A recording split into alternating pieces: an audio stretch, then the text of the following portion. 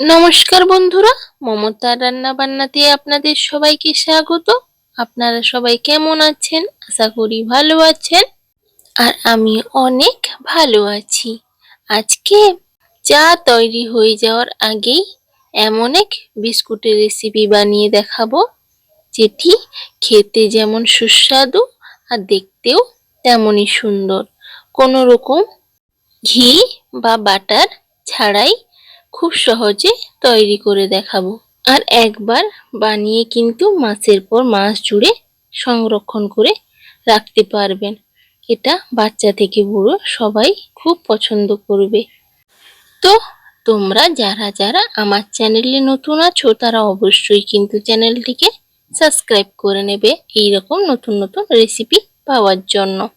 তো চলুন রেসিপিটি শুরু করা যাক। তো প্রথমেই আমি একটি পাত্র নিয়ে নিয়েছি, তাতে আমি বাটি মেপে 1 বাটি আটা নিয়ে নিয়েছি।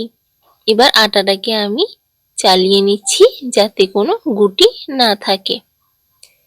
এবার এতে আমি দিয়ে দেব হাফ বাটির ও একটু কম সুজি। তো যতটা আটা নেবেন তার অর্ধেকের অর্ধেক সুজি নেবেন। ওই একই মাপেই ওই বাটি মেপে সুজির পরিমাণেও ময়দা নেবেন। এবার এতে দিয়ে দেব হাফ বাটি পরিমাণ আধ ভাঙা চিনি। চিনিটাকে আমি অর্ধেকটা গোটা আর অর্ধেকটা গুঁড়ো করে নিয়েছি। আপনারা চাইলে পুরো গুঁড়ো করেও দিতে পারেন। এবার হাফ চামচেরও অল্প পরিমাণ লবণ দিয়ে দেবেন। আর দিয়ে দিচ্ছি 1.5 চামচ পরিমাণ বেকিং পাউডার। বেকিং সোডাটা ইউজ করবেন না, বেকিং পাউডারটাই দেবেন। আমি এখানে একটু বেশি পরিমাণেই বেকিং পাউডার দিলাম। এবার শুকনো উপকরণগুলোকে ভালোভাবে হাত দিয়ে একটু মিশিয়ে নেব।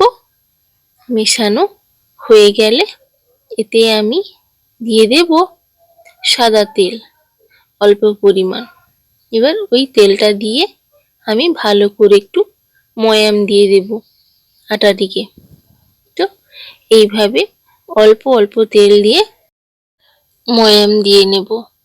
তো আবারও অল্প পরিমাণ আমি তেল ইউজ করছি। এখানে আমি টোটাল হাফ বাটিরও কম তেল ইউজ করেছি। তেলটা বেশি দিলাম যাতে বিস্কুটগুলো খুবই খাস্তা হয়।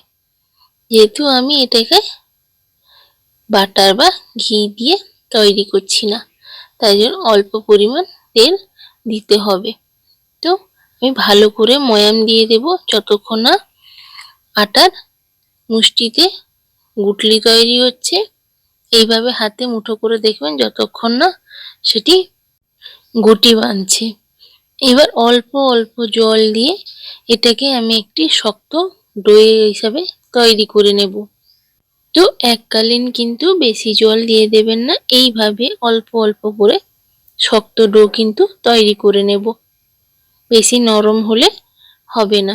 দেখুন আমি কিভাবে তৈরি করছি, শক্ত ডো হলে বোঝা যাবে, আটাতে ফাটল ধরবে। দেখুন আমি করে নিয়েছি।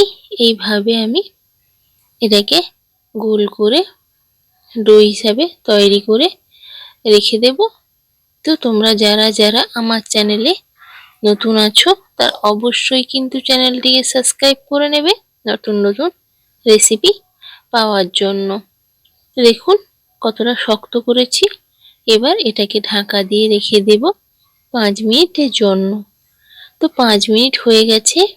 5 মিনিট পরে ঢাকনাটি খুলে একটু পরিমাণে ঠেসে নিয়ে তার থেকে আমি রুটি করার মতো লেচি কেটে নেব। এইভাবে হাত দিয়ে আমি গোল করে শেপ দিয়ে দেব। দেখুন এইভাবে চ্যাপ্টা করে করে দিচ্ছি। এইভাবে গোল করে নিতে হবে প্রথমে। আপনারা চাইলে বিস্কুটগুলোকে গোল গোলও তৈরি করতে পারেন, কোনো অসুবিধা নেই। যার যেটা মন চায় আকার দিতে ওই রকমভাবে তৈরি করে নেবেন। আর পুরোটা কতটা রেখেছেন দেখতে পেয়েছেন, বেশি মোটাও রাখবেন না বেশি পাতলাও রাখবেন না, মাঝারি পুরো থাকবে ওই রকমভাবে রাখতে হবে। দেখুন আমি সবগুলোকে গোল করে নিয়েছি। এবার একটা ছুরির সাহায্যে এইভাবে শেপ দিয়ে দিচ্ছি। চারকোণ হিসাবে বরফি টাইপের কাটিং করে আমি শেপ দিয়ে দিচ্ছি। এইরকম শেপটা কিন্তু দেখতে খুবই সুন্দর লাগে, বাচ্চারা খুবই পছন্দ করবে। এই শেপটা করার জন্য হাত দিয়ে করার থেকে এইভাবে ছুরি দিয়ে করে নেবেন, খুব তাড়াতাড়ি হয়ে যাবে। এবার আমি উপর দিয়ে এইভাবে কাটা কাটা ডিজাইন করে দিচ্ছি ছুরি দিয়ে, যাতে দেখতে আরো সুন্দর হয়ে যায়। দেখুন দেখতে সুন্দর লাগছে না, তাই না?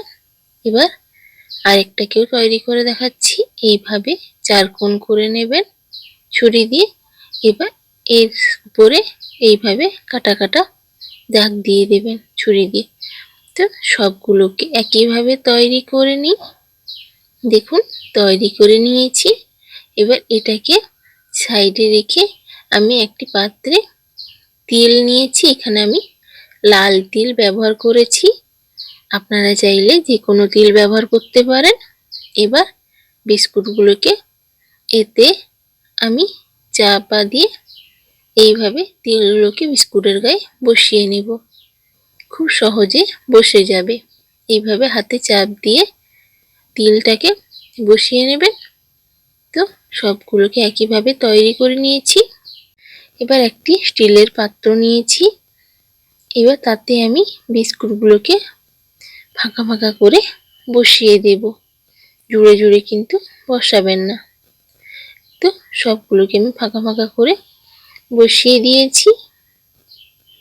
এবার এটাকে আমি সাইডে রেখে দেব। এবার অন্যদিকে আমি গ্যাসে আগে থেকেই 5 মিনিট আগে গ্যাসে কড়াই বসিয়ে দিয়েছিলাম। কড়াইটা ভালো গরম হয়ে গেছে পুরো। এবার একটি স্ট্যান্ড দিয়ে তাতে ওই স্টিলের থালাটা বসিয়ে দিয়েছি। এবার ঢাকা দিয়ে রেখে দেব 15 মিনিটের জন্য মিডিয়াম ফ্লেমে। মিডিয়াম ফ্লেমে রাখতে হবে, না হলে পুড়ে যেতে পারে। তো লো আঁচে কিন্তু বিস্কুটটি হবে। তো 15 মিনিট পরে দেখা হচ্ছে আপনাদের সাথে। তো এখানে 15 মিনিট হয়ে গেছে।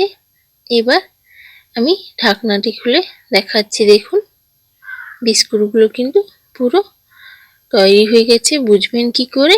এইভাবে যে কোনো একটি জিনিস দিয়ে উপরে টিপে দেখবেন যে শক্ত আছে কিনা। শক্ত থাকলে বুঝে নিতে হবে বিস্কুটগুলো একদম পারফেক্ট ভাবে তৈরি হয়ে গেছে। এবার এগুলোকে আমি নামিয়ে ঠান্ডা করে নেব। তো তোমরা যারা যারা আমার চ্যানেলে নতুন আছো তারা অবশ্যই কিন্তু চ্যানেলটিকে সাবস্ক্রাইব করে নেবে এইরকম নতুন নতুন ভিডিও পাওয়ার জন্য। তো এগুলোকে আমি নামিয়ে ঠান্ডা করে নিয়েছি। কতটা সুন্দর হয়েছে দেখে বুঝতেই পারছেন।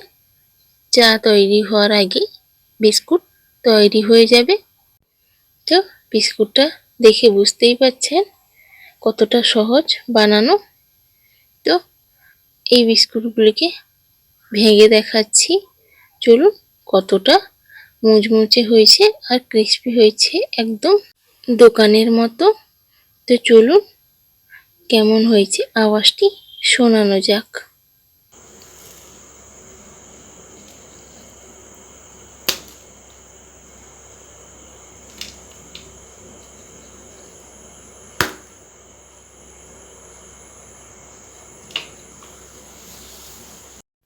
তো আওয়াজটি শুনে বুঝতেই পারলেন কতটা খাস্তা হয়েছে।